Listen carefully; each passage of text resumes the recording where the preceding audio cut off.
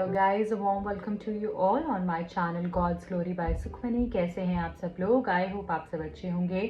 आज का topic reading का ये होने वाला है कि आपके पर्सन और आपके बीच में अब से नेक्स्ट 24 आवर्स में क्या होने वाला है।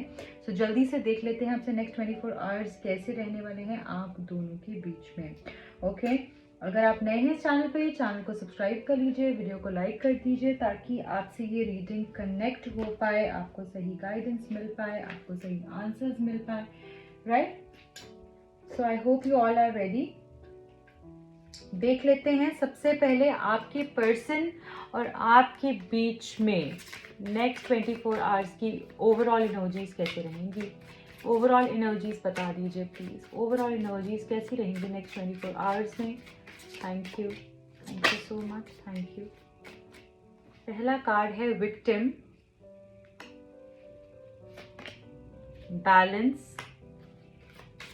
ओवरऑल एनर्जीज कैसी रहने वाली हैं? Recovery. Victim, balance and recovery हमारे पास आया है। And bottom of the deck में वर्कोहॉलिक।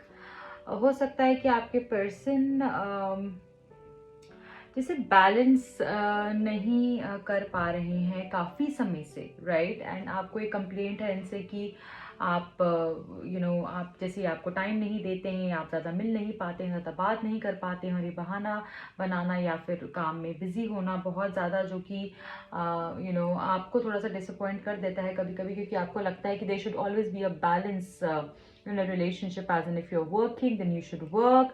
और ऐसा नहीं है कि सिर्फ आप काम ही करते रहें, आप रिलेशनशिप के ऊपर अपना अटेंशन नहीं दें, अपना फोकस नहीं दें, सिर्फ और सिर्फ काम ही कर रहे हैं।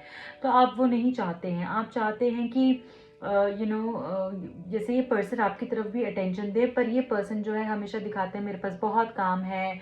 हो सकता है आपसे नेक्स्ट 48 आवर्स के अंदर भी ये पर्सन, नेक्स्ट 24 आवर्स के अंदर भी ये पर्सन आपको यही दिखाए कि मेरे पास काम है, मैं नहीं बैलेंस कर पा रहा हूँ, या इस तरीके का इशू आ रहा है। थोड़ा सा डिसअपॉइंटमेंट आपको हो सकती है, थोड़ा सा आपकी कुछ चीज़ों को लेकर बहस हो सकती है।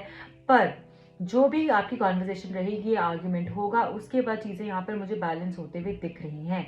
तो हो सकता है कि टाइम को लेकर कुछ इश्यूज क्रिएट हों, या फिर ये पर्सन की टेंशन आपकी तरफ ना होने के कारण से कुछ इश्यूज क्रिएट हों, but things will be positive in the and. ये पर्सन जो है आपको समझाएंगे कि ये क्यों बिजी हैं, किस लिए बिजी हैं, क्या कर रहे हैं, क्या इशू है, और कैसे ये बैलेंस करेंगे, वो सारी ही बात होगी। तो जो भी आर्ग्यूमेंट होगा, या जो भी पहले हुआ था जिसके बारे में आपकी बात नहीं हुई, और अगर आपका कुछ नो कांटेक्ट हो गया किसी वजह से, किसी वजह की वजह से, सो मुझे लगता है यहाँ पर उस चीज़ को लेकर रिकवरी भी लिखी हुई है।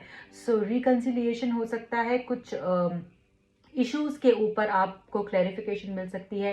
ये पर्सन जो है चीज़ों को ठीक करने के लिए एफर्ट्स लेंगे, ज़रूर ऐसा दिखाएंगे कि जैसे आप इनके ऊपर बहुत अटैक करते हो, या फिर वो अपनी बात बोलेंगे कि मुझे बहुत इश्यूज होते हैं तुमसे, और आप बोलोगे कि तुम ये नहीं करते, तुम वो नहीं करते हो। तो इस तरीके का आर्ग्यूमेंट हो सकता है, ठीक है।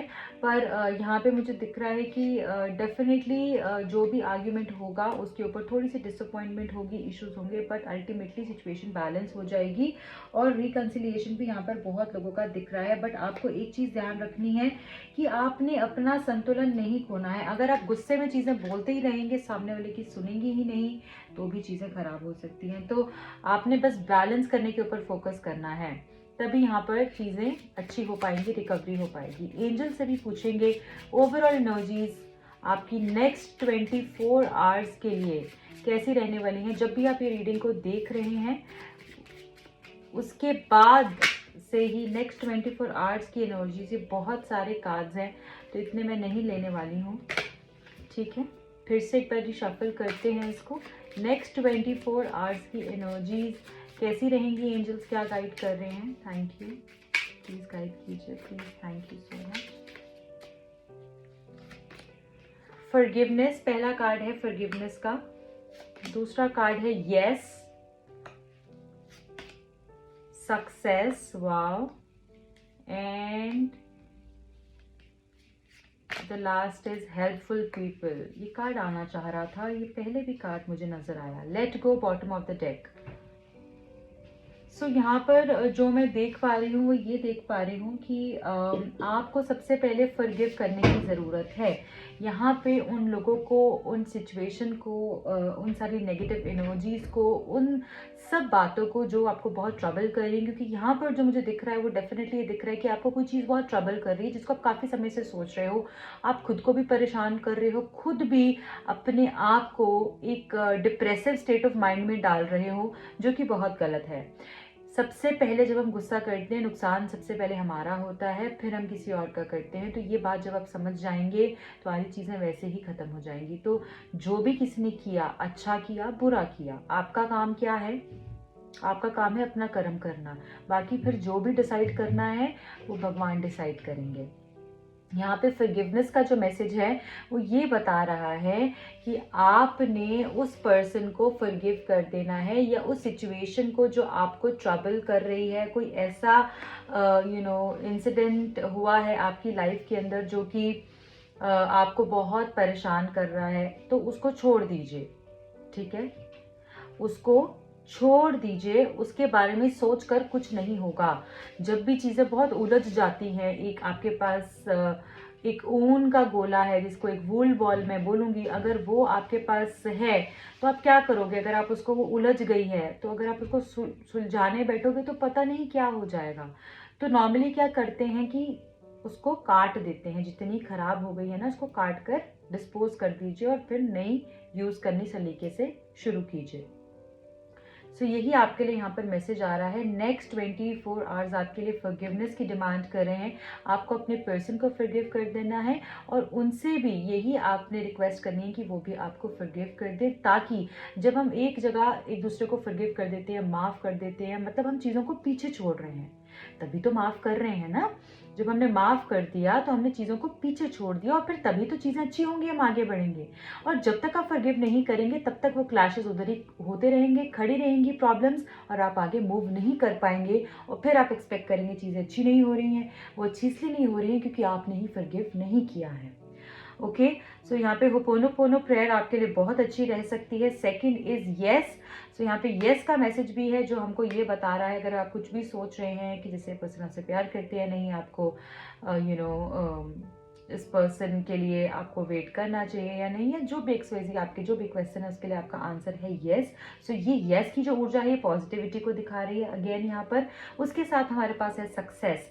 तो नेक्स्ट 24 आवर्स के अंदर मुझे लगता है कि खूब सारा सक्सेस है आपके लिए। अगर आप कुछ नया करने का सोच रहे हैं या फिर आपने कुछ अपनी विश मांगी हुई है और कुछ एक्सपेक्ट कर रहे हैं, या आपका कोई एग्ज़ाम है, या आपका कोई रिलेशनशिप के अंदर आपने मिलना है, या आपकी चीज़ें डिले हो रही हैं और वो नहीं हो पा रही हैं बहुत समय से, तो मुझे लगता है यहाँ पे सक्सेस का जो कार्ड है वो मुझे आपकी लिए सिचुएशन फेवर में होता हुआ दिखा रहा है। चीज़ें आपकी फेवर में होंगी नेक्स्ट 24 आवर्स के अंदर। यहाँ पर helpful people, so definitely you will be getting a lot of helpful people जो आपकी मदद करें, जो आपको सहारा दें, जो आपको सही गाइडेंस दें, जो आपको सही रास्ता दिखाएं। ऐसे लोगों से आप मिल सकते हैं, या कोई ऐसा मिल सकता है, कुछ आप ऐसा पढ़ सकते हैं कहीं पर, कुछ ऐसा मूवी में भी कभी हम कुछ देख रहे होते हैं जहाँ पे हमें एकदम स्ट्राइक होता है कि हमें पता भी नहीं होता है कि हम ये मूवी क्यों देख रहे हैं, और फिर हमें समझ में आता है एट द एंड कि हाँ इसमें ये वाला मैसेज मेरे लिए था। राइट, कभी कभी ऐसा होता है। सो मुझे लगता है बहुत सारे साइंस आपको मिलेंगे, कुछ ऐसे लोग आगे आएंगे जो कि आपको हेल्प करेंगे, कुछ ऐसी कोई भी चीज़ आपको हेल्प करेगी जिससे कि आप इस उलझन से बाहर आओगे जहाँ पर भी आप स्टक हो। सो इसमें मुझे लगता है आपके पर्सन भी आपकी हेल्प कर सकते हैं, कोई और भी थर्ड पर्सन हेल्प कर सकता है, कोई काउंसलर आपकी हेल्प कर सकता है, कोई फ्रेंड, कोई फैमिली, कोई movie, some quotation, some statement, anything can help you और anybody can help you. So यहाँ पर मुझे वो हेल्पिंग एनर्जी भी दिख रही है। सो आपने ओपन रहना है रिसीव करने के लिए। ये नहीं कि अगर आपको कोई सजेस्ट कर रहा है तो आप बोले नहीं नहीं मुझे तो सब पता है, आपको कुछ बोलने की ज़रूरत नहीं है। सो यहाँ पर आपके लिए वो अगर आप बहुत समय से सोच रहे हो कि आपको कहीं से कुछ हेल्प मांगनी है, कुछ गाइडेंस लेनी है, this is the right time. Let go again. जैसे मैंने देखिए यहाँ पर भी यस आ गया, जैसे मैंने कार्ड उठाया इधर भी यहाँ पर भी यस आ गया। सो डबल यस। तो यहाँ पर सब चीज़ें आपके लिए पॉजिटिव ही होने वाली हैं नेक्स्ट 24 आवर्स के अंदर आपको अपनी इंट्यूशन की आवाज़ को सुनना है। लेट गो का जो मैसेज है यहाँ पे वो भी हमको ये बता रहा है, छोड़ दीजिए पुरानी बातों को। जैसे मैंने बोला फॉरगिवनेस, अगेन स्टार्टिंग में भी फॉरगिवनेस की एनर्जी थी जो लेट गो को बता रहा था, छोड़ दीजिए, माफ़ कर दीजिए, आगे बढ़िए। ये भी हमको कार्ड यही बता रहा है कि छोड़ दीजिए पीछे जो भी नेगेटिव हो गया है और आगे बढ़िए, तभी ज़िंदगी में सक्सेस पा पाएंगे आप, नहीं तो चीज़ें उधर ही रुकी रहेंगी। ओके सो और जानने की कोशिश कर लेते हैं नेक्स्ट 24 आवर्स के अंदर आपके लिए क्या मैसेजेस आ रहे हैं, क्या होने वाला है अब से अगले 24 घंटों में। I need 3 cards from this deck. बहुत ही उलझी हुई सिचुएशन हो रही है कुछ लोगों की यहाँ पे, मैं ऐसा भी फील कर पा रही हूँ जैसे आप उलझे हुए हैं कहीं पे, कुछ रास्ता ही नहीं दिख रहा है। मत करिए अपने आप को परेशान और सोचना बंद कीजिए, बस कोशिश यही कीजिए कि पुरानी बातें छोड़ के आगे बढ़ें। डोर टू वैल्यू पहला कार्ड है, next is appreciation and third is the sun. Okay, beautiful beautiful beautiful. यहाँ पर फोर्थ चक्रा मैसेज आया है हमारे पास।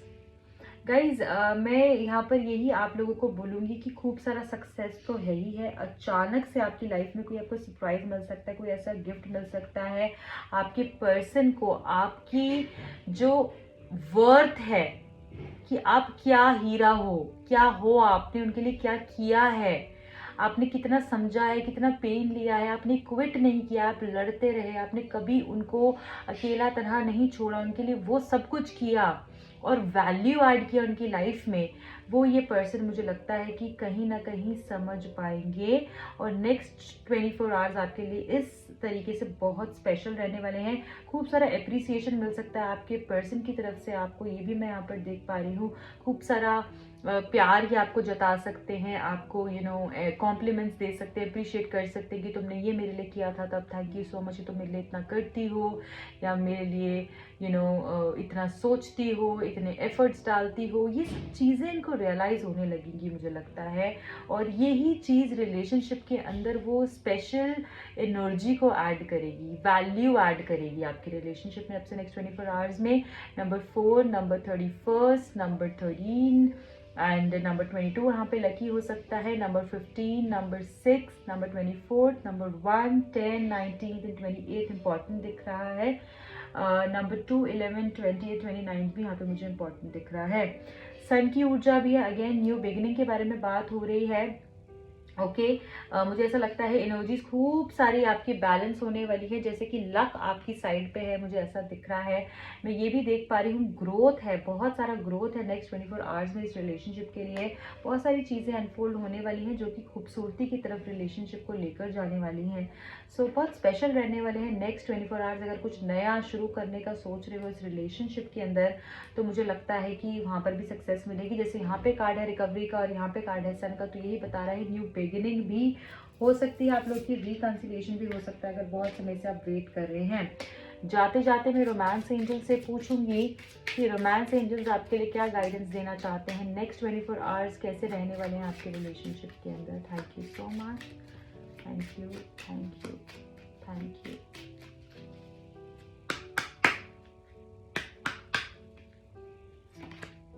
ट्रस्ट, विश्वास बनाए रखना है आपने अपने पर्सन के ऊपर, भगवान के ऊपर, अपने प्रेयर्स के ऊपर, अपने ऊपर विश्वास बना के रखिए कि आई विल डू इट। जब आपके माइंड में ये हो जाता है ना कि करूं या नहीं करूं, पता नहीं होगा या नहीं होगा, तो वो कभी भी नहीं होगा। जब आपको ऐसा माइंडसेट आप बना लोगे ना कि चाहिए है, ये करना है तो यही करना है, नहीं तो नहीं, ठीक है।